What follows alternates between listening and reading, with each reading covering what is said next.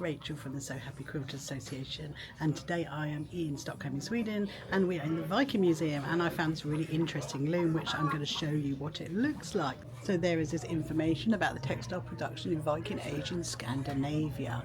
It says that textiles were a fundamental part of sustenance, economy and trade during the Viking Age. Unfortunately, archaeological finds are scarce and fragmentary as organic materials decompose quickly in the ground. Silk was an exclusive import from the east, while wool and linen textiles were mostly produced locally in Scandinavia. Clothing, household textiles and sails were predominantly made from wool, which could be plant dyed in various shades of yellow, blue, green and red. Spinning and weaving was primarily crafts associated with women, of course it was, which is reflected in both mythology and archaeological evidence. Female graves often contained spindle wheels for spinning wool and flax, as well as large loom weights for weaving. Scissors, needle cases and carding combs were found in women's graves. So, does that mean we need to be being buried with our sewing machines in today's day and age? So there's some examples of the wool that they would have used up here, and then this is the lovely, lovely loom. We'll have a much closer look at this. It's got some weights at the bottom, and then some things across here, and obviously they have been looming across to there to create their fabrics. It is really lovely. How amazing is that? So even in the Viking Age, they did looming, and women were involved in the craft of making everything. Of course they were. So I'm going to show you the fabrics. So over here we have some clothes, which I spotted earlier, and they've got some really, nothing quilted, nothing patchwork, but you might enjoy to see the fabrics. There is a little sign which you can see: white linen chemise with a square shaped wedges under the armpits and side wedges with a copy of a Viking Age buckle. And then down here is some examples of the fabric.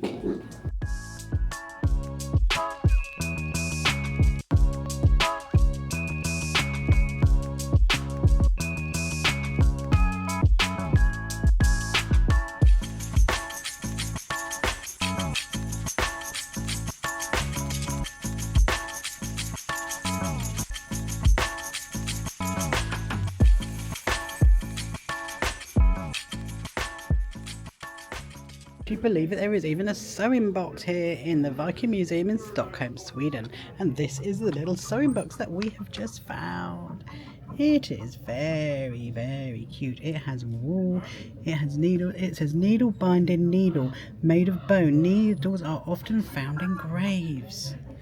Wow. So yeah, maybe we need to be putting this in our wheels, everybody. Buried with our, look at those scissors. With our scissors and our buttons and our wool and our needles. And like I said earlier, maybe our sewing machines. There's also this one. I don't really think this is a sewing box, it's more of a treasure box. Of course, we have spotted a lovely pattern which looks a bit like an Irish chain. Look at the pattern that's going around the frame. Wow. So in the museum there is a lovely little model that has a little Viking house with all the little arrangements in it. Here we have the front of a lovely little Viking house, and there's some lovely patterns on the front of this.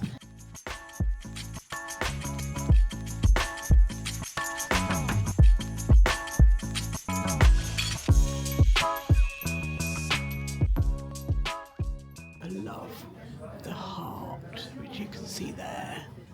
There is like a heart, and there's a whale. It looks like a whale. It looks like a whale to you. It looks like a whale to me. So not quite quilt patterns, but lovely patterns all the same. And I'm going to show you the little lady that is sitting inside here. There she is. I don't know what she's doing. Maybe having some dinner. Who knows? We found a patchwork pattern over here. Let's see if we can find out what this is all about. Look at the pattern on that. Runestones. Within the Viking world there are various means of expression.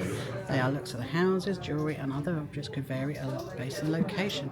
The Gothic picture stones are one of the most well-known types of monuments images carved on stones like rock carvings found in other places. Of the Gotlandic picture stones are unique in both images and shape. I really like that. You could definitely get inspiration for a quilt from that.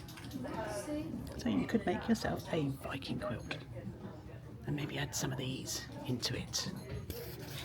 So further to what I was saying earlier about the women who had all their needles and pins and all sorts buried with them, this is really interesting.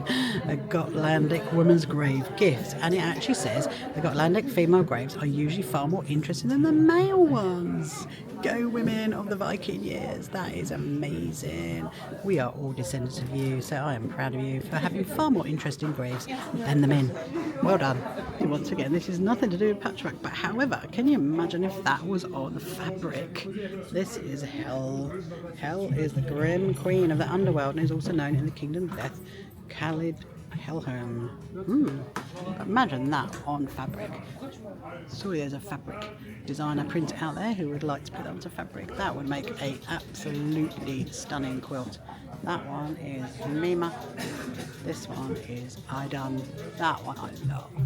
Look at the heart on that. It looks like hearts, apples, and it's even got little tiny patterns on it. And look at her dress. Oh wow. Look at that one. That is Loki. Yeah. Imagine if those were on fabric. That would look pretty stunning. That was the Viking Museum in Stockholm, Sweden, which was really interesting, and the staff here have been super helpful, and thank you to the guy who helped us make a telephone call to our taxi driver who's going to pick us up.